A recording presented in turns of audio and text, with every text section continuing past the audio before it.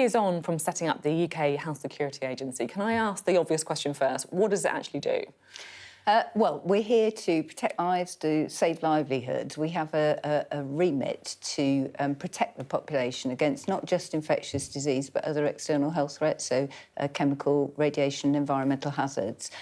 It's a new organisation. Those things always happened in the UK, but there is a particular focus on it now, and we're able, I think, more obviously, to deploy our scientific skills particularly. I mean, you were set up in the middle of COVID. It's been a bit of a journey, I can imagine. I think that's a fair description. When I'm talking to people, and often they'll ask me that question, I say it's been a very exciting time. It's a bit like an exaggerated action learning set. So obviously we were put up as a new organisation in the middle of a pandemic to fight pandemics, and that's one of our principal focuses.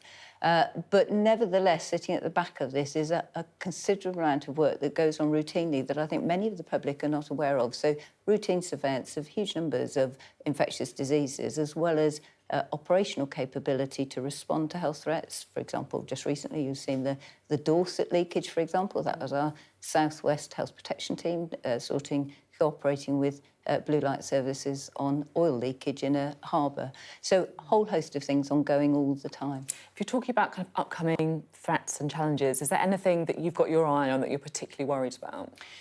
We are reviewing this at the moment because I think it's important as a new agency that we have a very systematic approach, perhaps in a new way that the country hasn't had. There's always been a national risk assessment ongoing continuously.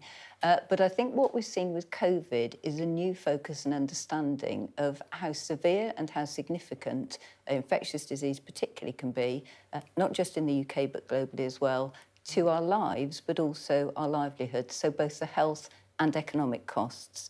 If we look back a few months, we knew about monkeypox, mpox, for example. It's not a new virus, but the way that it has spread recently in terms of much wider transmission remains an ongoing concern.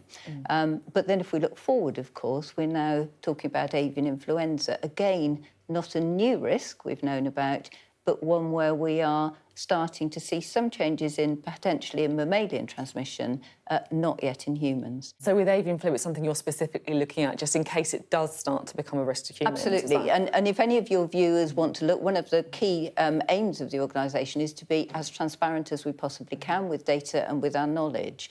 And so one of the things we've become quite famous for, possibly internationally more than in the UK, is our technical briefings. How much of a risk is it to humans? So the risk to humans at the moment has not changed, and that's what you'll see there.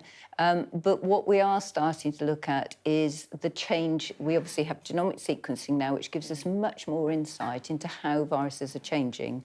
And we're starting to look at changes small changes in mammalian transmission. So we've had, for example, Spanish mink farms and a few seals.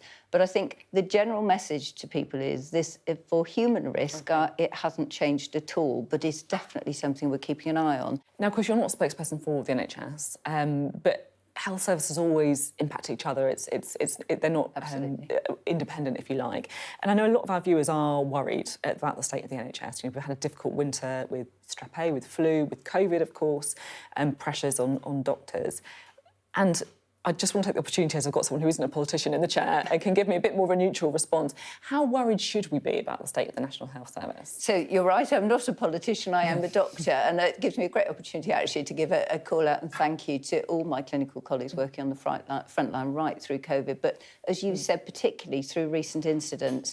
I mean, obviously the overall strategic approach to NHS management is very much for politicians. I think what we've seen over this winter, though, is something which we could partially predict, but was difficult to understand the detail of ahead. So you've mentioned IGAS, so invasive Group A streptococcal disease. What we've seen with that is a different seasonality for it. And do you think that's because of COVID, because of the lockdown and almost immunity? Certainly. We've got high degrees of uncertainty where infectious diseases will overlap with each other. So what we've seen this year is, which we didn't want but had planned for, was flu interacting exactly at the same time as a COVID peak. So we had them together. We've had Group A strep coming earlier, and we've had RSV, respiratory syncytial virus, which we'd normally see earlier, coming a little bit later. And how is the health of the NHS itself? Because these kind of challenges are going to come up. Do you think it's in a good place?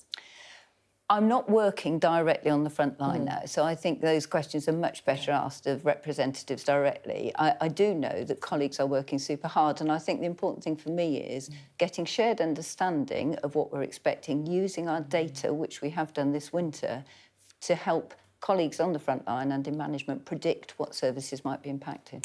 Now, it's weird because for me, it almost feels like COVID's a bit of a bad dream. Like, I can't really believe it actually happened. Is that a fair view, or am I actually completely wrong and COVID is still actually a very real threat? It's very much here. It's going to be a threat in the same way that flu is a threat. Flu is still at the top of our national risk assessment in case it changes and we have a flu pandemic. So I wouldn't like to think it had gone away, but what we have done, and the Living with COVID policy says, is using vaccines particularly, but new treatments as well, we have largely got it under control at the moment. I think your approach to it was a bad dream, many people feel this. There's a natural psychology that says when some large event has happened and we've all worked our way through it, it's nice to forget it. I think it's my responsibility leading the UK to say not to forget that and make sure we learn lessons from it, identify those and put them into action. You talk about those lessons. You mentioned vaccines, which many would say that's the big success of our COVID response. What do you think was the biggest mistake? So there's a public inquiry ongoing and we're contributing to that along with everyone else. We want to learn from things that could have been done better, but I think there's a lot of retrospectoscoping ongoing at the moment, and that's quite dangerous. What we want is objective evidence of where we can do things better going forward.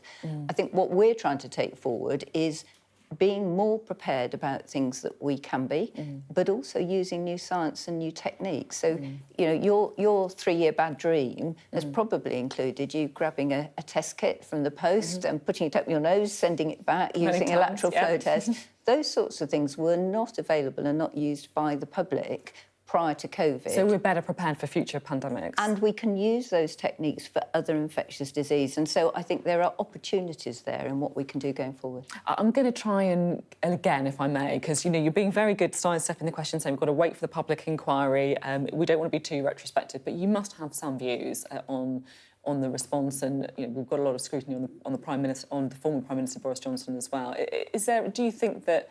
Is your main sort of... So you would not expect me to comment on individuals or politicians. I don't think that you'd expect that. I think there are lessons, and many of them actually about some of the learning and guidance for somebody like me or a CMO, whether it's UK or abroad, have been published in a document which I've contributed to on technical lessons, which is probably our area.